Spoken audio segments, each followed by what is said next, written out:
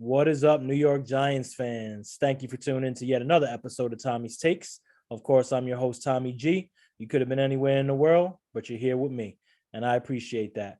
Please like, subscribe, turn notifications on. Make sure you're the first one to get the content as soon as it drops. Check out Giants Country. Our team is putting together some awesome stuff for you guys. Articles, podcasts, videos, you name it. As the season starts to heat up, so do we. And if we're talking about seasons heating up, here we go. Big game at MetLife Sunday. The 4-1 Giants versus the 3-2 Ravens. Both teams coming off big victories over good opponents. Giants going down to London with a nice win over Green Bay. Fourth quarter comeback. Shut out Green Bay and Aaron Rodgers in the second half. Awesome job. The Ravens, big win versus the Bengals. That game was close also. Came down to a last-second Justin Tucker field goal. Ravens beating the former AFC champions of last year, the Bengals, in a defensive slugfest. Baltimore is 3-2 in first place. Giants are 4-1, tied for second or third with Dallas, depending on how you look at it in the NFC East. And the AFC North, like I said, Ravens are number one. So this is a good battle. This is a premier battle. It's going to be shown to a lot of people across the country. I think it was like 54% of the country was going to be watching this game. So it's not a primetime game technically, but it's a big game, and it's a big game for the New York Giants. A lot of prognosticators, a lot of talking heads out there don't believe the Giants are for real. You know, when you go on the road, essentially, and the London game was really a road game versus Aaron Rodgers and the Packers. And not only do you win, you shut them out in the second half with a defense that was missing Leonard Williams, that was missing Aaron Robinson, that was missing Cordell Flott. That's a remarkable performance. And I really don't care what anybody has to say about that, because Giants were like a 9-point dog in that game. Daniel Jones, remarkable. We talked about it in the last episode. We won't get too much into it, but Daniel Jones down the stretch, remarkable. Barkley goes down, boom, boom, boom, 91-yard touchdown drive. So that leads us here. Giants come in as a 6-point home dog. And Giants, I guess, are going to have to get used to being the underdogs in a lot of these games, because I thought this spread would be a little bit closer, but nope. 6-point underdog. Giants have been riding the back of a red hot rushing attack. Really awesome job by the offensive line. They are improving every game. Pass blocking still leaves a little bit to be desired, but their run blocking has been awesome. They're second in the league in rushing, behind the Browns in pretty much every category right there. And if you look at it, it's been a dual threat. Barkley has been an absolute beast this season. He's at 533 yards rushing, 5.5 yards per carry, 106 yards per game for Saquon Barkley. So, when you go into a game like this, where it's Baltimore is giving up over 5 yards per carry versus the rush. There you go. That's one of your keys. And we'll get to matchups later in the show and keys later in the show. But this is a big one. And when you talk about, stopping the run, you also have to stop number 8. Daniel Jones has been tormenting opponents all season long on the ground.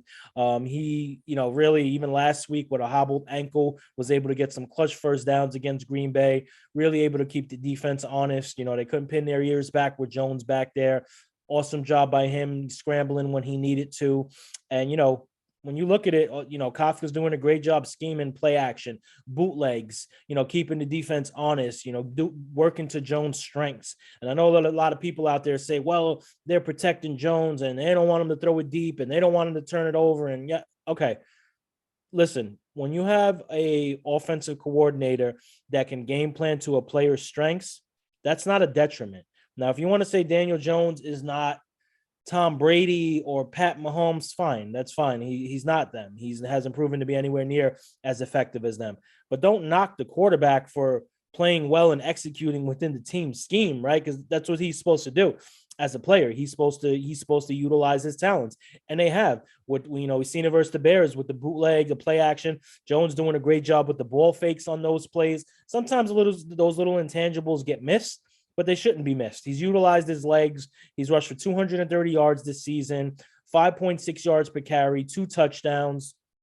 So you have the dual threat offense of the New York Giants, and that's the task that's coming in with this Ravens team. And you're going to have to stop both. You're going to have to pin your ears back because this Giants offensive line is getting better every week. The Giants defense has been good also. Really remarkable what they've done. And I've mentioned this on the show before, without Wink Martindale, the D has been limiting quarterbacks, 6.6 yards per attempt, less sub 60% completion percentage. And like I said, that's what missing Leo for the majority of the season, missing Aziz for the majority of the season, Robinson, Flott. Doesn't matter who goes down because the system works. And that's why when Jones gets criticized for not putting up 300 yards and 3 touchdowns, it's kind of difficult to swallow because the coaches ask players to fit a certain role. And you see it on the defensive side of the ball, against the run. Yeah, they've struggled a little bit, giving up 5.3 yards per carry, the Giants, but they're ranked 9th in the NFL in total defense. And that's remarkable considering the injuries. So the players that are playing well to the scheme for Wink, and let's get right to it. This is really the Wink Bowl, right? Don Wink Martindale's return, playing against his former team, coached there for 10 years, was the linebackers coach for 6 years, defensive coordinator for 4 years. 2 of the last 3 seasons, he was the defensive coordinator for Baltimore. They had the number 1, number 2 defense, respectively. So he had quite a career there. This is going to be a really fascinating matchup. And we'll get to it a little bit later in the show when we break down the matchups. But to see Wink against Lamar Jackson in that offense, whether that gives the Giants an upper hand, whether that gives the Ravens an upper hand because they know what he's going to run, I think it's a toss-up. But it definitely is going to be unique to see that. But he basically back against his old team, really remarkable. It's going to be interesting. This is the first matchup, obviously, against them, him just coming over to the Giants. And I think the Giants D has played very well, 9th overall. They played well against the pass. Look at Aaron Rodgers last week. He wasn't Aaron Rodgers versus the Giants, that's for sure. Wasn't his normal self, especially in that second half. Didn't have one deep completion in that game. And the Giants, I got a stat somewhere here, on deep passes, I think the opponent has like a 20-something% completion rate. So that's really remarkable for this defense because you're really not going to, if you're not giving up, 22% completion percentage. So opposing teams, when throwing deep against the New York Giants, are completing 22% of their passes. That's big. That's huge when you talk about this Giants defense, right? Let's get to the Ravens. So what do the Ravens do well? What's their strength coming into this game? Pretty balanced if you look at it. They're a stronger passing attack team. Lamar Jackson has done a very good job passing the ball this season. He has 12 touchdowns, 5 intercepts, some inconsistencies. Last week struggled a little bit, but he's been finding Mark Andrews. Mark Andrews has been an absolute beast. This is going to be the first premier premium tight end that this Giants defense is going to face this season. We'll get to that matchup also, but going to be very, very interesting because, Andrews has 32 catches for 349 yards, 4 touchdowns. He's been all over the field. Giants are going to have to key in on him. What else? Lamar Jackson running the ball. Giants had a problem in week 1 keeping Tannehill in the pocket. They had a problem in week 2 keeping Mayfield in the pocket. Rodgers didn't do any damage last week, thankfully, which was a nice step in the right direction. But this is a different breed, different beast than Lamar Jackson. He's 5.4 yards per carry, 323 yards for Lamar Jackson. Really phenomenal so far on the ground. 349 yards. And the thing with Lamar Jackson, which makes him so special, and I'm a big fan of Lamar Jackson, I'll be honest. What makes him so special is that dual threat.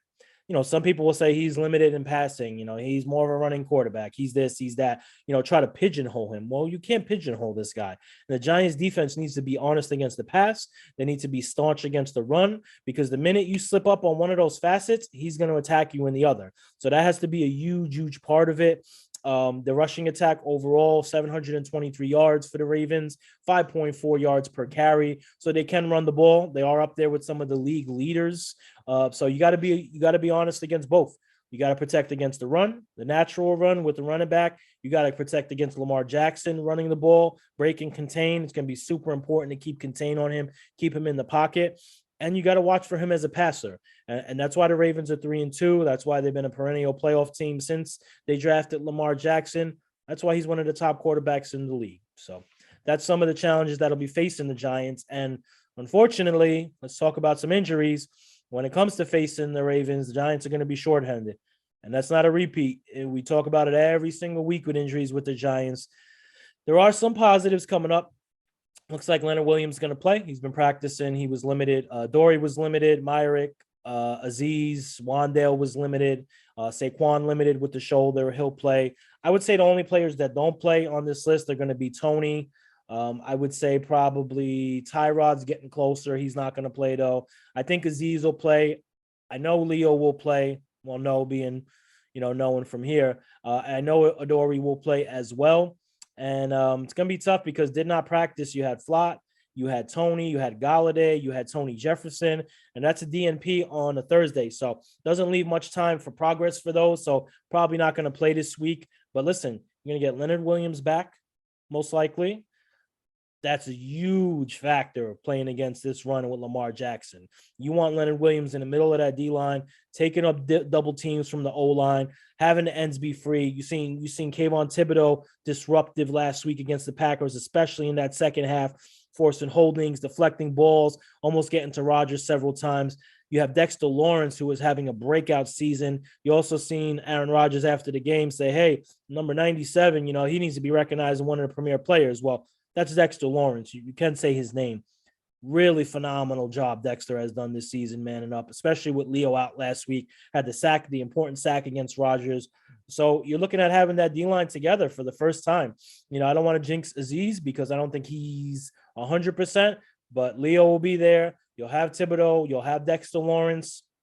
If you can get Aziz back, man, that's such an advantage against Lamar Jackson. You could have your starting edge rushers on the outsides, keeping contained. You could have Dexter Lawrence and Leonard Williams right in the middle of that D-line anchoring. That's going to be huge for this New York Giants team. And offensively, injury-wise, if you can get Wan'Dale Robinson back, Giants have been using some wildcat. They've been toying around in the red zone, shovel passes. They ran the Philly special last week against Green Bay. And Wan'Dale was a running back, in high school and played some running back in college when he was in Nebraska before he transferred to Kentucky. So if you can get Wan'Dale back and you can get him into some gadget stuff out there, I think that provides a huge advantage as well. As far as the Ravens, obviously they lost free safety Marcus Williams last week. That was a big blow. He's headed to the IR. Will be back at some point this season, but luckily the Giants don't have to face him because he was having a phenomenal season. And their pass defense has been unique because they lead the league in amount of passing yards they've given up, but they also have 8 interceptions, which is tied for the NFL lead. So Marcus Williams down. Other than that, not really too many injuries. A lot of players didn't practice today, but Ronnie Stanley, he had a rest day. You had Bateman, who looks like he might not play. If anyone doesn't play for Baltimore, it's Bateman. Peters didn't practice. Campbell didn't practice. I expect them all to play. So that's where it's at for injuries. As every week, it always tilts the wrong way towards the Giants. Just something you kind of get used to as a Giants fan out there. But seems like it's getting better. Seems like they're getting a little bit healthier. And next man up, I talked about it in the last episode. When everyone talks about next man up, never really seems to fully come to fruition. Well, with this team, it does. And they signed players off the street, right? You got Landon Collins. See if he gets in the game this week. You got Jalen Smith a couple of weeks ago. He's running downhill, making plays. Tony Jefferson, really unbelievable. And you got to thank the GM picking these players, picking the right players for the system, and the coaching staff for coaching these players up and getting them on the right track. Because, when you think about it, how many times do you see players come off the street and they make no impact, right? It's like they come and they're gone and nothing happens. So, really big shout out to them. You're going to see a lot this game of the Giants trying to run the ball, trying to force the run against a 7-8 man box, right? That's what you're going to see, especially with a healthy Saquon back there. I know he had the shoulder last week, but came right back the next drive. You're going to see the Ravens try to get it to Andrews up the seams, drags, slants, out routes. Going to be very important to see how the Giants play that. That leads me to my first matchup, Lamar Jackson versus Giants defense. Talked early in the show about Lamar being a dual threat. Like I said, comes in with 12 passing touchdowns, 5 picks, 7.6 yards per carry. He's the dual threat nobody wants to play. you're going to have to spy him. So who are you going to spy Lamar Jackson with? You're not going to spy him with a linebacker. I doubt they're going to do that. Probably bring Julian Love down in the box, have him spy Lamar. He has the speed. He plays with physicality. He's been having a great season. I look for Julian Love to play a big role in the box. And if Landon Collins plays, he's not going to spy him, but he'll be there. And the Giants could potentially have the linebacker trio of Landon Collins, Jalen Smith, and Tay Crowder. Outside of Tay Crowder, who would have thunk that, a month and a half ago? But you've seen Calitro has been inactive. McFadden's snaps have lessened as time has went on for the rookie. He's had some good plays, but, rookie mistakes. So I think the spy is going to be important. And honestly, can the Giants cover the tight end? They've done a great job of covering tight end so far this season, but this is their first time they're going to play an elite tight end. And I have some numbers here. Giants played versus the Titans. They gave up 5 receptions on 7 yards for 30 yards, and they haven't given up more than 60 yards to the tight end in any game this season. But they haven't played a tight end like this. So it's going to be very important for these linebackers when playing Andrews to stay disciplined, to get shallow in coverage, not let him get over the top, not let him find those soft zones, because he could be a killer, and he's killed teams this year. And the Giants have held opposing QBs to 6.6 yards per attempt. Like I said earlier in the show, sub 60% completion, but it's going to be tough. You got to have a spy all times. Giants struggled versus Tannehill and Mayfield to keep the quarterback in the pocket. You don't want to have a game where Lamar's breaking contain, Andrews is streaking all over the field, and he's hitting him in soft spots. So that's the first matchup I really look at. I also look for the defensive ends of the New York Giants to play a strong part in this game. It's going to be hopefully Aziz, definitely going to have Thibodeau. Keep your contain. Stay disciplined. Keep the proper shoulder leverage. Keep Lamar Jackson in the pocket. Make him a pure passer. Is he a good pure passer? Absolutely. But that's what you want to do. You don't want to leave him outside the pocket. You don't want him resetting his launch point. You don't want him breaking, scrambling down the field. He has running back speed, obviously. I always joke that he's the rich man's Daniel Jones, right? Keep him in the pocket. Spy him to death. Always have somebody watching Lamar Jackson. Don't let him beat you. This team outside of Jackson and Andrews doesn't have a lot of offensive talent, honestly. Bateman's probably not going to play. They have Duvernay, who's played pretty well. Let him beat you from the pocket. If you could have Lamar Jackson beat you from the pocket, I think the Giants have an advantage in this game, because they have done well when quarterbacks have had to pass it. And they have the low yards per attempt. They have the sub 60% completion percentage. Keep them in that pocket. If they do, I think that they will be very happy with some of the results. As far as turnovers, he has 5 picks for the year, which is a decent amount, but they've been throwing it a lot. He has 12 touchdowns. So just a quick recap. Spy Lamar at all times. Discipline versus Andrews. Physical versus Andrews. Ends have to keep contained. Keep Lamar in the pocket. Stay disciplined. You hope you get Aziz back on the other end to get some pressure. Lamar Jackson does not like pressure. No quarterback does, but especially Lamar doesn't like pressure. I think if the Giants could key in on those versus Lamar, I think they'll be in pretty good shape there. So next matchup is Ravens front 7 versus Saquon Barkley. And, let's just be honest here. Saquon is tearing up the league, really awesome to see for Giants fans. I know are happy out there, especially after the injury prone couple of years he's had, the torn ACL, the almost broken ankle last season. He's been through the gamut. And when you see him go down last week, and it frustrated me because watching the telecast, you see him get tackled and he just barely gets his arm out. He gets slammed down to the ground. Defenders on top of him, and he just barely got his arm out, but he did get slammed on the shoulder. Thankfully, he got his arm out somewhat. Broadcast never mentions that he's hurt. He's off the field until 5 minutes later, but you hold your breath as a Giants fan when you see that, because as well as Daniel Jones has played and he's made great progress, he's not turning the ball over. I think he's 3rd in the league for least amount of turnovers at the quarterback position. This offense runs through Saquon. Saquon is Jones' best friend on the field. He opens up passing lanes. Defenses have to stay honest versus Saquon and stack that box, because he's a killer out there, and his numbers have shown it. Whether it's the 4.8 yards per carry, whatever it is, 5 yards per carry he's at right now. Saquon has just been doing an amazing job. Statistically, he's up there. He's second behind Chubb in rushing yards, touchdowns, and yards per carry. Baltimore adversely has given up 5 yards per carry. They struggled last week versus Cincinnati against the run, which was surprising because Cincinnati's run game has been non-existent this season. So that tells you the Ravens have some trouble stopping the run. So when you're looking at, the run blocking for the Giants getting stronger and stronger, they're going to lean on 26. And can this Ravens front seven stop that? Can they stay disciplined? Can they tackle? Can they wrap up? You've seen Saquon last week in the open field, in Green Bay against that cornerback, juked him out of his shoes, got another 20 yards out of that. So for the Ravens, they need to stay disciplined. They need to tackle, and they need to wrap up. There's no arm tackle in Saquon Barkley. Not happening.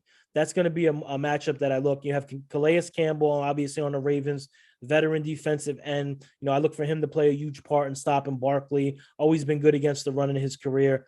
Good against the pass, too. Usually up there in sacks. And the box is going to be stacked. So number 8 is going to have to show up. This Ravens team is not going to allow Saquon Barkley to beat them. But that's the fun part. Green Bay wasn't allowing Barkley to beat them either. And he took him to task. He started a little bit slow, but once he got going, he had a couple big plays. He had the touchdown out of the Wildcat to essentially put the game out. So Baltimore is going to do the same thing, but they're struggling. Like I said, they're giving up 5 yards per carry. They struggled against Cincinnati last week, who's had no running game at all. I think the Bengals had over 100 yards, almost 5 yards per carry. So look for the Giants to really, really dig in with the running game. And, that's going to open up passing lanes for number 8. And that's my next breakdown. Daniel Jones versus the Ravens defense. So a lot has been said about Daniel Jones this season. My personal opinion on it is take it one game at a time. He's progressed week to week. Week 1 versus the Titans, he had the bad interception in the end zone, had the strip fumble. Brian Dable, head coach, gave it to him on the sidelines, rightfully so. And since then, it seems like the arrow's only been pointing up. And I know everybody's waiting for the yardage to come and the touchdowns to come. Listen, he's missing 4 of his top 5 receivers. Has a rookie right tackle that's been struggling, even though I think Neal will be perfectly fine. This is not an offense right now where a quarterback, unless you're a Brady or maybe a Mahomes, can come in and throw for 300 yards and 3 touchdowns a game. I think he's done what he's been asked of by the coaching staff. I think he's played within the system. He's limited to turnovers. And I don't want to hear that he's limited to turnovers because they're limiting what he does. This kid takes an absolute beating every Sunday. Daniel Jones gets walloped out there and always holds on to the ball.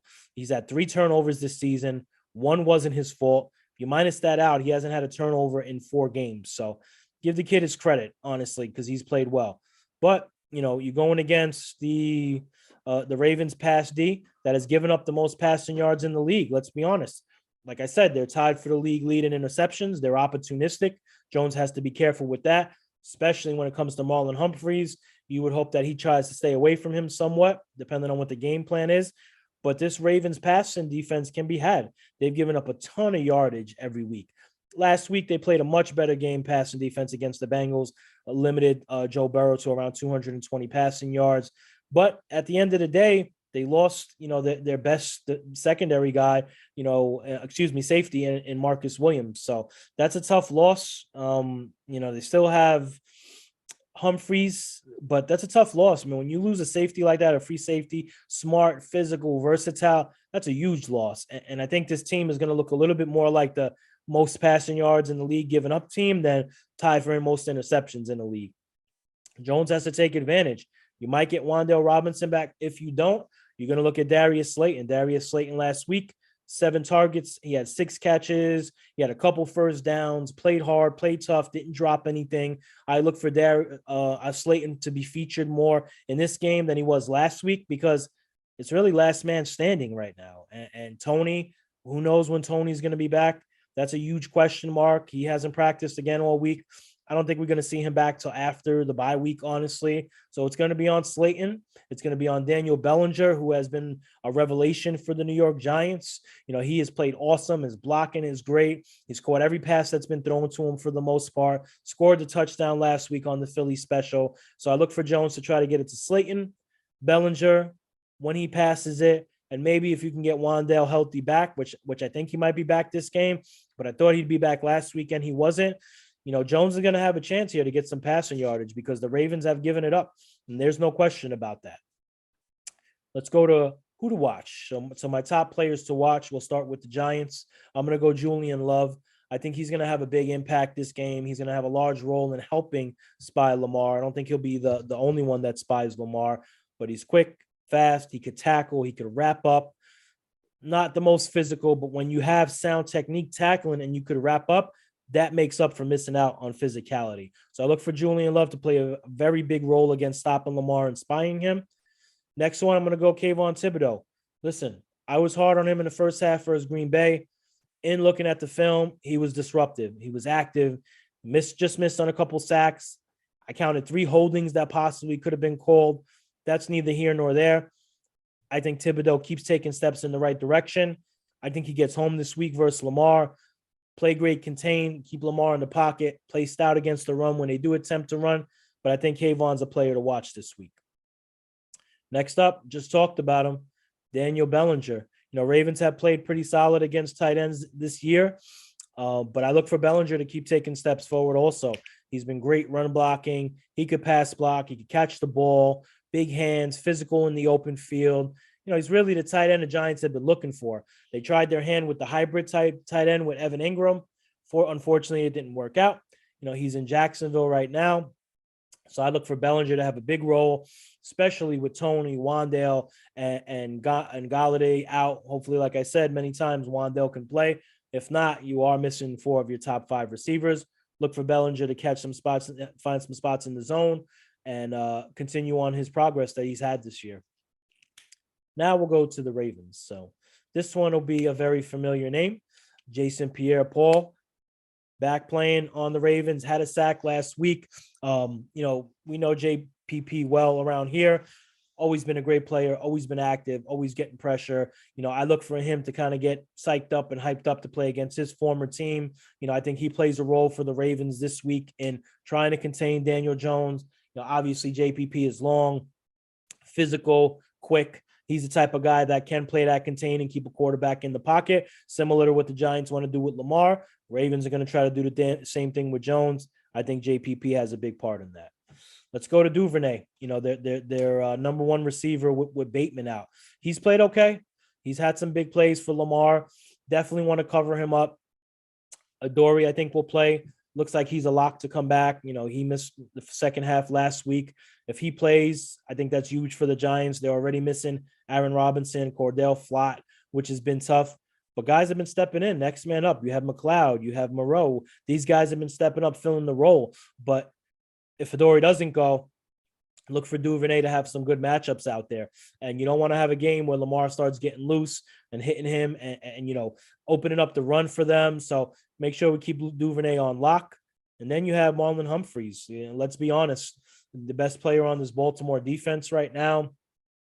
Good in man, good in zone, can intercept the ball. He's quick, solid against the run, solid tackler. Giants have to make sure they know where he's at all times. Not a cornerback you want to go at, over and over and over again. Watch out for that. You definitely don't want to get the ball in his hands. If the Giants could limit those 3 players in Baltimore, JPP, Duvernay, and Humphreys, I think it's going to be a positive game. I think they'll get to 5-1.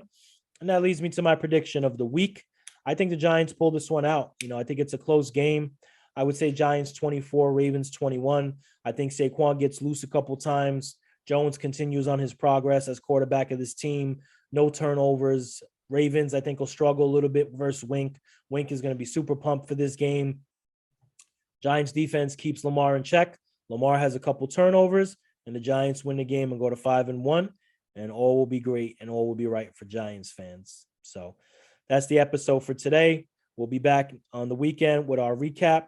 Thank you, everybody, for tuning in. Please like, subscribe, turn notifications on. Check out what we're doing at Giants Country. Check me out, Tommy G 105, Twitter. Everybody that's supported so far, I just want to say thank you as I'm starting to find my way in this game and I'm starting to, figure things out and figure out how to do things and be productive and, be constructive with content. You guys have been awesome. Only up from here. Arrow's going to keep pointing up. And thank you for tuning in to Tommy's Takes. Peace.